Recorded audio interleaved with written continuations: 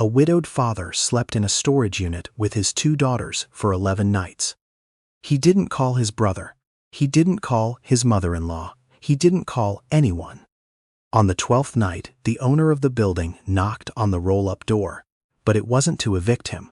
What happened next would change both of their lives in ways neither of them had planned for.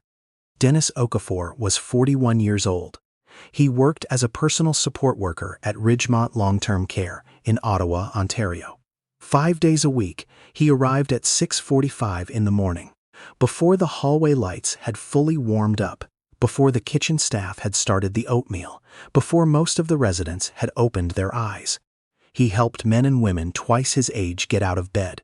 He combed hair, tied shoelaces, spoke slowly and warmly to people whose own grandchildren had stopped returning calls. He earned $19.20 an hour. No pension contributions yet, no union seniority, no paid bereavement leave, which he discovered 8 months ago in the worst possible way. He had 2 daughters. Priya was 12. She was the kind of child who kept lists, homework lists, grocery lists, lists of things she wanted to tell her mother the next time she saw her, which she'd stopped updating in February because there would be no next time. Priya carried that notebook in her backpack and had not opened it since the funeral. She didn't talk about this. She didn't talk about much. She had learned, in the way that children of grieving parents learn, that her own sadness was something she needed to manage quietly, so that her father's could have room. Lily was 7. She still asked questions that didn't have good answers. Where did Mama go exactly?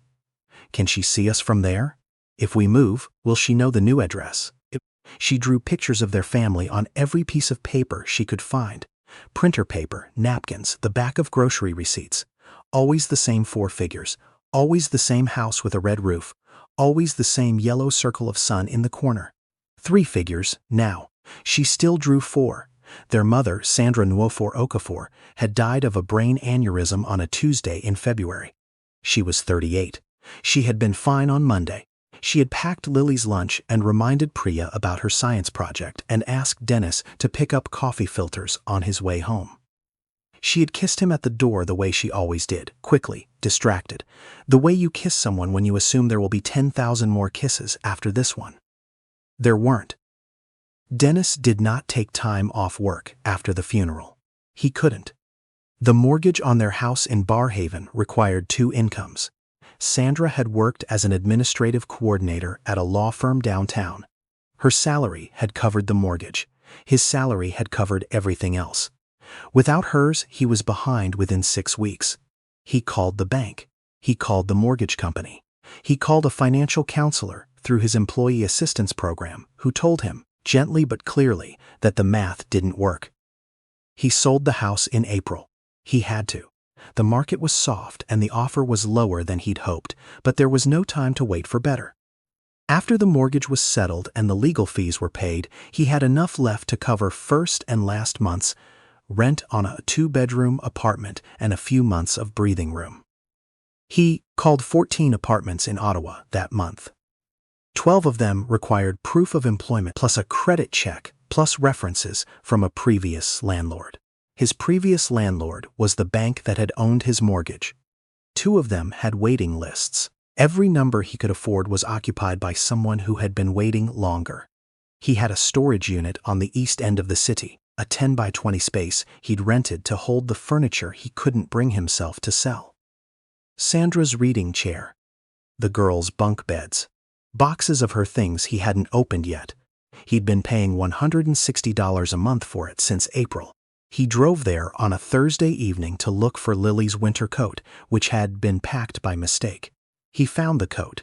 He also stood in the middle of that unit, surrounded by the things that used to make up a life, and understood something very clearly. It was warmer in here than he'd expected. There was an outlet near the door. The unit was in a covered indoor facility. The building was staffed during business hours and had a security camera at the entrance. He didn't call anyone that night. He drove back to the motel room he'd been renting by the week since the house sold. $98 a night, which was quietly destroying what little remained of his savings. Picked up the girls from his neighbor Mrs. Talbot, who had been watching them.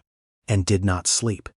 The next morning, he moved them in. He told Priya it was temporary. He told her he had a plan. He used words like in between and just for now and I'm working on it. Priya looked at him with the particular stillness of a 12-year-old who knows more than she's being told and has decided not to say so. Lily thought it was an adventure. She named the storage unit the clubhouse. She arranged her stuffed animals on top of a cardboard box and declared it their watching committee. Dennis set up the space with the efficiency of a man who was very good at solving practical problems under pressure. He unfolded the pull-out sofa that had been Sandra's mother's, the one Sandra had always threatened to donate to Goodwill. He set up a camping lantern. He ran an extension cord from the outlet to a small space heater. He kept the essentials in a clear bin near the door. Baby wipes, a change of clothes for each girl, snacks in Ziploc bags, the notebook where he kept their schedules. He still drove Priya to school at 7:30 every morning. He still dropped Lily at her daycare on Innis Road at 8. He still arrived at Ridgemont Long-Term Care at 6:45 5 days a week and helped people get out of bed and combed their hair and tied their shoes and spoke warmly to residents whose own families had stopped calling. Nobody at work knew. The first 3 nights were manageable. Uncomfortable, yes. Strange, certainly. But there is a particular numbness that grief installs in a person, a kind of buffer between the nervous system and reality, and Dennis was still operating inside it. He had been operating inside it since February. The storage unit was simply another thing to get through. The 4th night, Lily cried. Not about the unit, not about the situation. She didn't fully understand the situation. She cried because she wanted her mother. It was 10:30 at night. She had woken from a dream she couldn't describe, only that Mama was in it, and then Mama was gone. She cried the way children cry when they are too tired to hold it back and too young to know they should. Big, loud, heaving sobs that bounced off the metal walls and the stacked furniture and the cardboard boxes and filled the whole 10 by 20 space. Dennis held her. He sat on the pull-out sofa with Lily in his lap and rocked her the way he hadn't done since she was an infant, back and forth, his chin on top of her head. He said the things you say. I know, baby.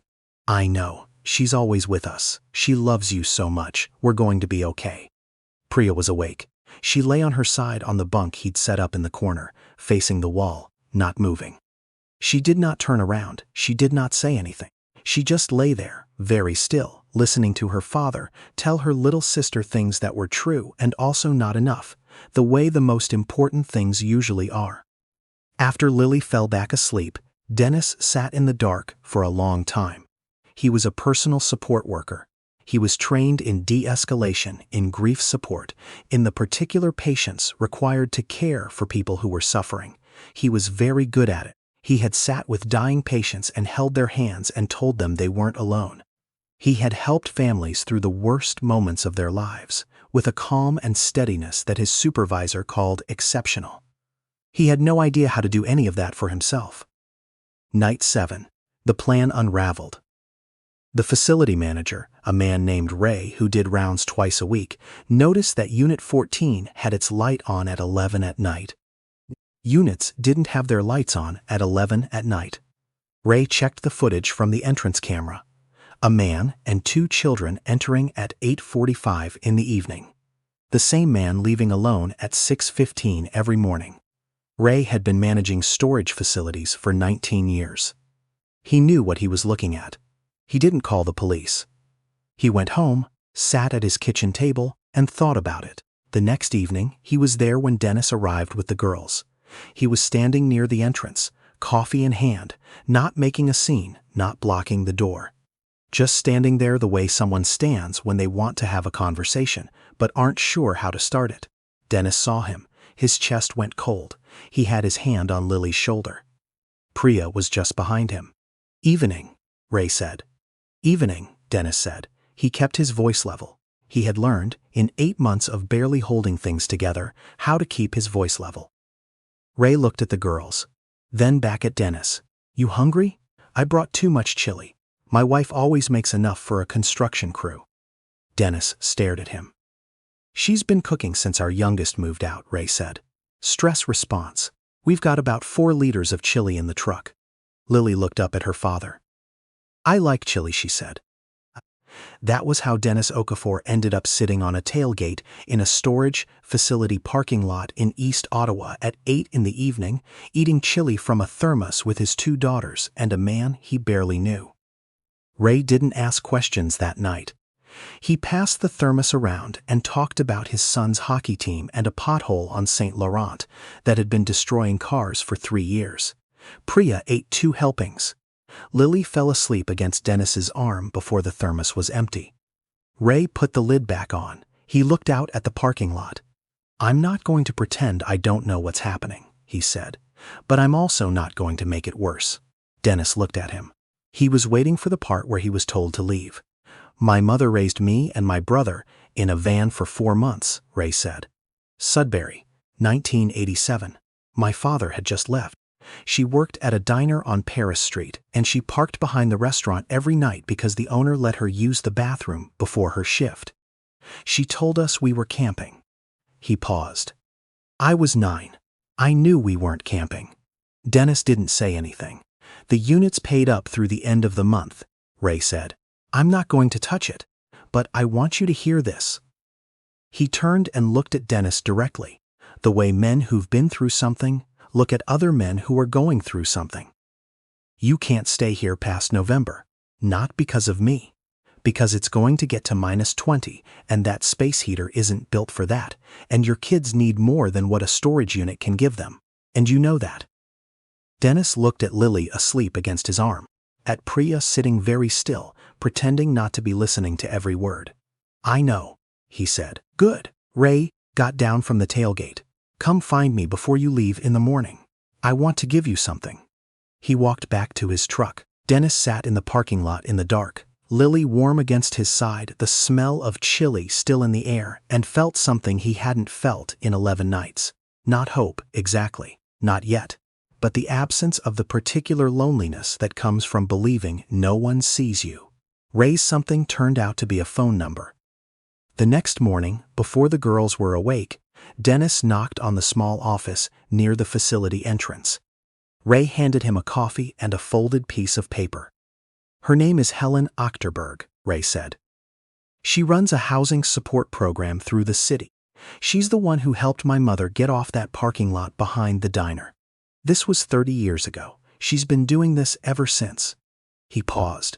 She's not going to give you anything for free. She's going to make you work for it, but she's going to actually help. Dennis looked at the paper. A name, a phone number, an address on Bronson Avenue. Why are you doing this? He asked. Ray refilled his own coffee. He didn't answer right away. He stared at the counter the way people stare at things when they're deciding how honest to be. My mother died 3 years ago, he said. Ovarian cancer. She spent the last week of her life telling me that the only thing she ever regretted was not asking for help sooner. He looked up. She thought asking for help meant admitting failure. She thought if she was struggling, it meant she'd done something wrong. He set down his mug. She hadn't done anything wrong. She was just a woman in a hard situation without anyone telling her what doors to knock on. Dennis held the piece of paper. His hands were not steady. There are doors, Ray said. Somebody's got to tell you which ones. Helen Achterberg was 58. She had been a social worker with the city of Ottawa for 22 years before leaving to run the Bridgeway Housing Support Center, a small nonprofit on Bronson Avenue that operated out of a converted row house with 3 staff members, a part-time volunteer coordinator, and a waiting list that was always too long. She had short gray hair and reading glasses on a chain and the particular directness of someone who had spent decades cutting through the specific cruelty of bureaucratic language on behalf of people who didn't have the energy left to fight it themselves. She had grown up in Thunder Bay. Her father had been a carpenter who broke his back on a job site when she was 14 and spent the next 2 years unable to work while her mother cleaned rooms at a motel on the Trans-Canada, and Helen took care of her 2 younger brothers after school. They never lost their house, but they came close enough that Helen had spent the rest of her life standing between other people and that edge. She had never married. She had no children. She had, as far as anyone could tell, very little life outside of this work, which she performed with a combination of ferocious competence and genuine warmth that was unusual enough to be remarkable. When Dennis called, she picked up on the second ring. She asked him 4 questions. How many dependents? What was his monthly income? Did he have a social insurance number? Was he currently safe? Yes to the last one, he said. More or less, she said. Come in Thursday at 2.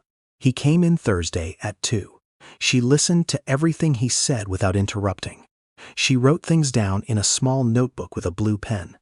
When he finished, she flipped back through her notes and was quiet for a moment. You're not in crisis, she said. Not technically. You have income, you have documentation, you have no eviction record. That actually makes this harder in some ways because you don't qualify for emergency housing, which is for people in acute risk. What you qualify for is a bridge program. She looked up.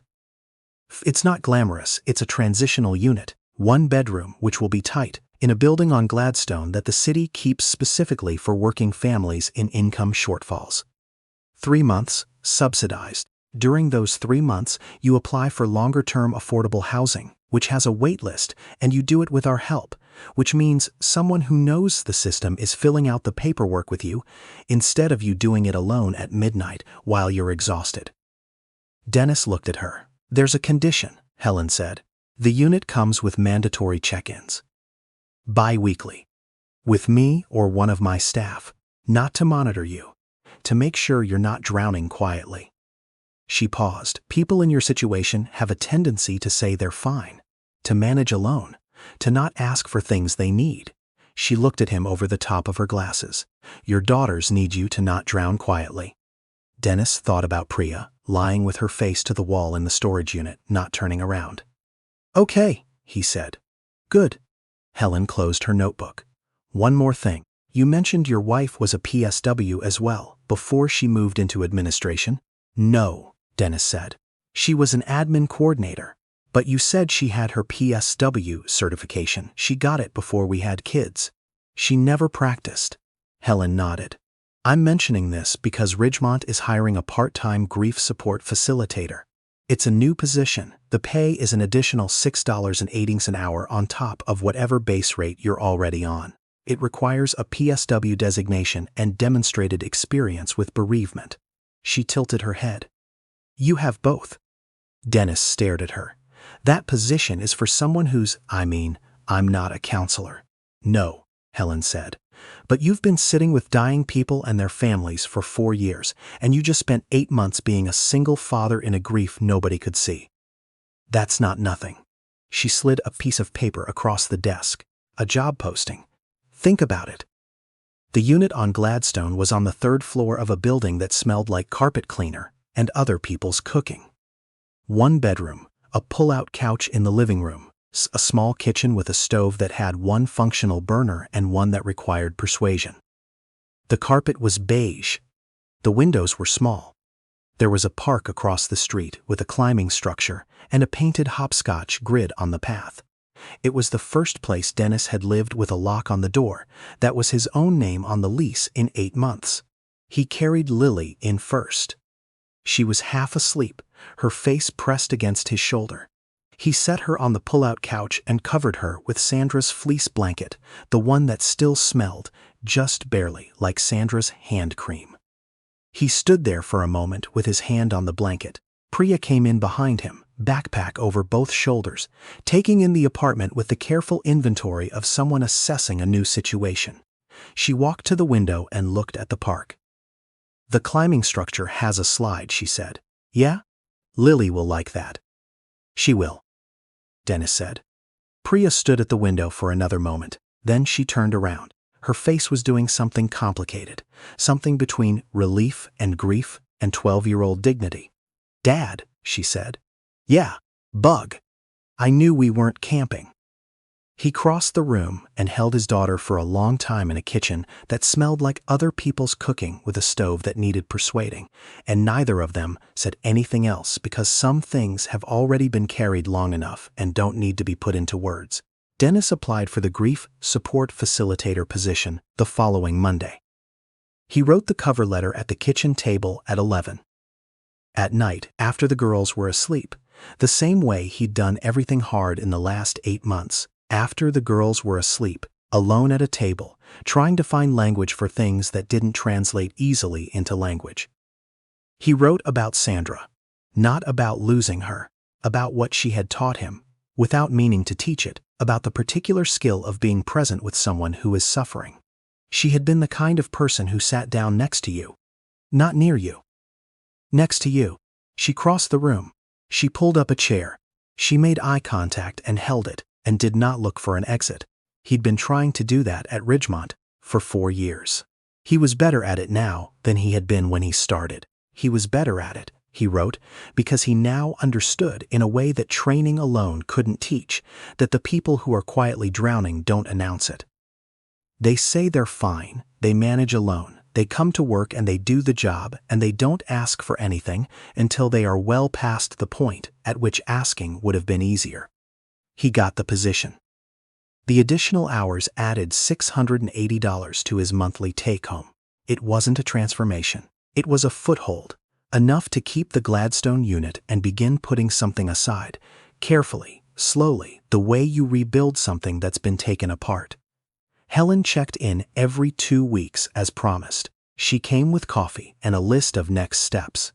She reviewed his housing applications with him, form by form, translating the language of social systems into plain words. She helped him appeal a denial for the subsidized childcare supplement he'd been incorrectly assessed as ineligible for, a process that took 6 weeks and resulted in $420 a month he hadn't known he was owed. She also told him things that nobody had told him. That grief does not have a timeline. That functioning while grieving is not the same as healing from grief. That the efficiency he had developed, the systems, the schedules, the clean notebook with the girls' routines, the 6 months of not crying in front of anyone, was a form of protection, and protection eventually costs something. "You're doing everything right," Helen said in their third check-in, sliding his coffee across the table. "You're showing up, you're working, you're keeping your kids stable. I want you to know that. It's real and it matters." She paused. "And you're going to fall apart at some point. Not because you're failing, because you've been holding everything up for a very long time with no one holding any of it with you. And when it happens, I need you to call someone instead of closing a door and doing it alone." Dennis looked at his coffee. "Sandra used to say that," he said, after a moment, "that I processed everything on delay, that I'd be fine for months, and then something small would set it off. A song, a smell, the wrong kind of light in the afternoon." Helen was quiet. "She said it wasn't a flaw," Dennis said. "She said it was just how I was built. She said I was a slow processor in a fast world." His throat moved. "She said she loved that about me, that I felt things thoroughly even if it took a while." Helen didn't say anything. She didn't say "I understand," or "it'll get easier," or "she sounds wonderful." She just sat next to him, the way people who are very good at this work sit next to people who need someone to sit next to them, and let him say his wife's name in a sentence that wasn't about loss. 6 weeks later, Dennis came home on a Thursday evening to find his neighbor's door open, and a smell of something burning, and a woman in her 60s standing in the hallway, looking at her phone with her hand pressed flat against her sternum. Her name was Norma Sloan. She had been in 304 for 3 years. She was a retired bookkeeper, recently widowed. Her husband Gerald had died in the spring. And she had been trying to cook dinner and had left the element on, and the smell had gone into the hallway, and she had stood there for 10 minutes before accepting that she needed to ask someone for help. She had not wanted to bother anyone. Dennis had heard this before. He had heard it in the mouths of 90-year-olds at Ridgemont who lay in wet sheets rather than press the call bell. He had heard it from his own mother 15 years ago, who had driven herself to the hospital with chest pains rather than call an ambulance because she didn't want to make a fuss. He had heard it from himself in a storage unit in East Ottawa for 11 nights. He went into her apartment. He turned off the element. He opened the windows. He sat with her at her kitchen table while the smell cleared, and she told him about Gerald, who had been funny in a quiet way, who had made the same 3 jokes for 40 years, and she had laughed every time, not because the jokes were good, but because watching him tell them made her happy. He told her about Sandra. They sat at Norma's kitchen table for an hour and a half. He helped her finish making dinner, pasta with a jar sauce she'd forgotten she had in the back of the cupboard, and they ate it together while Lily drew at the table and Priya sat in the corner doing homework and didn't complain about any of it. After that, he checked on Norma every few days. She started leaving food outside his door. "Too much casserole," she said.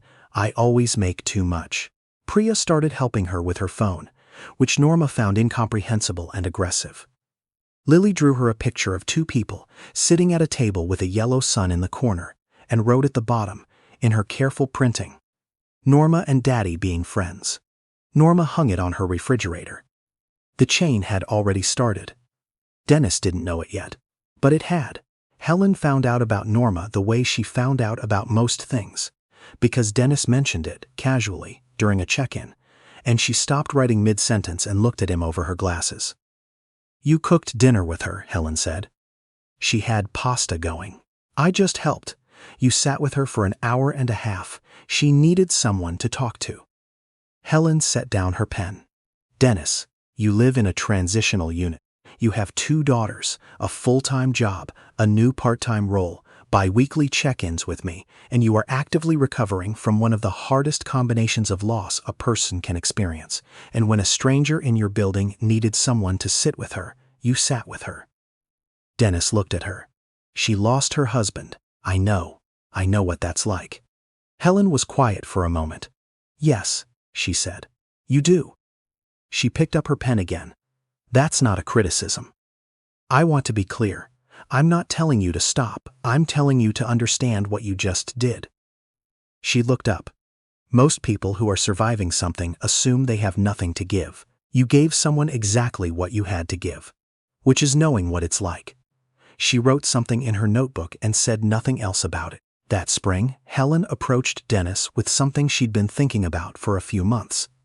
Bridgeway was applying for a grant from the United Way to expand their peer support program. The idea was simple. People who had recently navigated a housing crisis working alongside people who were currently in one. Not as counselors, not as case managers, as people who had been where they were standing and could say so. "You do it once a month," she said. 2 hours. Sit with a family that's in the early stages. Answer questions. Be honest about what it was like and what helped and what didn't. That's it. Dennis looked at her. "I'm not qualified for that." "You're not qualified to be a case manager," Helen said. "You're qualified to have been through it. Those are different things." She paused. "Ray called me, by the way. He wanted to know how you were doing." Dennis looked up. "He checks in on the families he refers," Helen said. "He doesn't make a thing of it. But he calls." She tilted her head. "His mother would have been 72 this year." Dennis was quiet. "The night he gave you my number," Helen said. "Do you know what he told me when he called to say you'd be coming in?" She didn't wait for an answer. He said, "I saw a man trying to protect his kids from something he couldn't fix. And I know what it looks like when someone needs a door pointed out, because someone did that for my family once. And I've been paying it back ever since."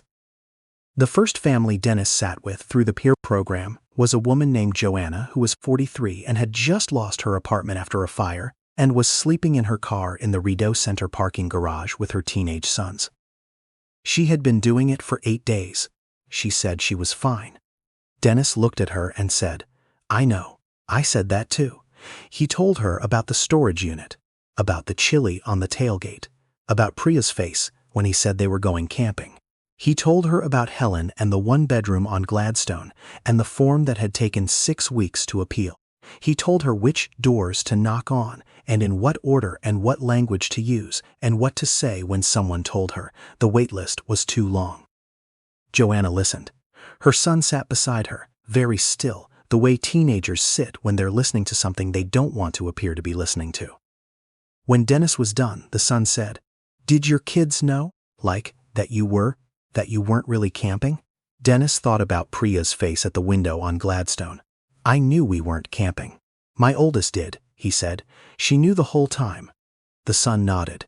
He looked at his hands. I know too, he said. I haven't said anything because. He stopped. Because you didn't want to make it harder for her, Dennis said. The boy looked up. Yeah. Dennis nodded. He thought about Priya, lying with her face to the wall, not turning around, carrying what she carried because her father's grief needed room. She knows, Dennis said, and she loves you for it. And at some point, when you're somewhere safe and the worst is behind you, you're going to have to let each other say so. The boy's jaw moved. He looked at the table.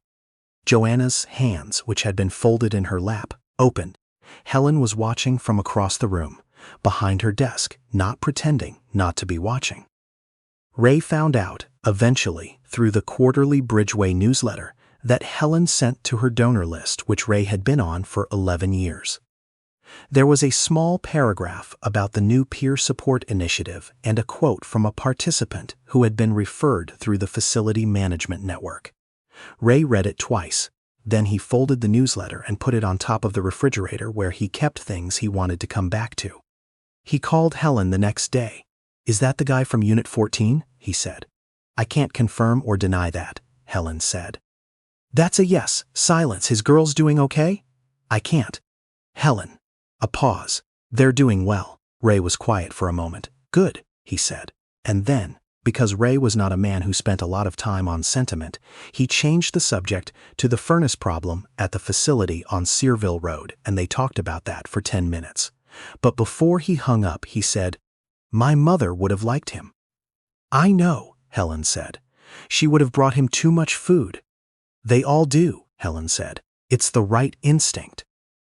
Priya turned 13 in October. Dennis made her a cake from a box mix because Sandra had always made the cakes and he had never paid sufficient attention to how she did it. The frosting was uneven. One layer slid slightly off the other. Lily tried to fix it with a spoon and made it meaningfully worse. Priya looked at the cake. She looked at her father, who was standing with his arms crossed and an expression of someone who had tried his best and knew it wasn't quite the same. Mamas were better, Priya said. Yeah, Dennis said. They were, but this one is from you. It is. She looked at it for another moment. Then she picked up a fork and took the first piece from the part where the layer had slid, the most structurally compromised section, and ate it. It's good, she said. It wasn't quite, but that wasn't really what she was saying. On a Tuesday evening in November, Dennis was driving home from Ridgemont along Riverside Drive when he saw a car parked on the shoulder. An old Civic, hazard lights on, a woman standing beside it with the hood up and her phone to her ear, a child visible in the back seat through the window. The car wasn't smoking. It didn't look like an emergency. There were other cars passing. Dennis pulled over. He got out. The woman looked up with the wariness that people have when someone pulls over at night on a dark road. He raised his hands slightly, automatically, palms forward. He had not planned this gesture. It was just what came out. I'm not. I just saw you pulled over, he said. Do you need help? She had 2 kids, as it turned out. The car had stalled and wouldn't restart. Her name was Vanessa, and she lived in Vanier, and she'd been on hold with roadside assistance for 40 minutes. And the kids had school tomorrow. And she was tired, in the way that a person is tired when they've been tired for a long time before this evening added to it. Dennis was not a mechanic, but he had a portable booster pack in his trunk because the winter before last, Priya had been with him when his car died in the No Frills parking lot, and she had made him promise to always have one. He hooked it up. The car started on the 3rd try. Vanessa let out a breath that sounded like it had been in there for a while. Thank you, she said. Seriously, you didn't have to stop. Dennis unhooked the cables. He handed her a card. Bridgeway's card, the one Helen had given him a stack of when he started the peer program. If you ever need it, he said. It's a housing support center. They know what they're doing. She looked at the card. I'm okay, she said. I know, he said. I had one of those in my wallet for 3 months before I called. She looked up at him. He got back in his car and drove home. November gave way to December. The city put up its lights on Elgin Street and the Byward Market and the overpass on the 417 that always looked orange in the cold. Lily made a paper chain for the window of the apartment on Gladstone, red and green and gold, 43 links, because that was how many pieces of construction paper came in the package. She hung it herself, with Dennis holding her up while Priya handed her the tape in small pieces. Norma from 304 brought them shortbread in a tin. Priya had opened her notebook. Not to add to the list of things she wanted to tell her mother, she'd started a new list. A different one. Things she wanted to remember, she said when Dennis asked. Things she didn't want to forget. He didn't ask what was on it. It wasn't his list. But one evening when she left it on the kitchen table and went to the bathroom, he saw the first line, just the first, before he looked away. Dad pulled over for a stranger with a broken-down car. He stood in the kitchen with his coat still on and felt something move through him that wasn't grief and wasn't joy but lived somewhere between them. The place where Sandra had always told him he'd eventually arrive, the slow processor catching up. He sat down at the kitchen table. He sat there until Priya came back and picked up her notebook and tucked it in her bag. She looked at him. "You okay?" she said. "Yeah," he said. "I'm okay." She looked at him for a moment with the particular evaluation of a 13-year-old who doesn't entirely believe adults when they say they're okay, but is choosing to accept it this time. "Good," she said, and she went to finish her homework. Some things don't announce themselves.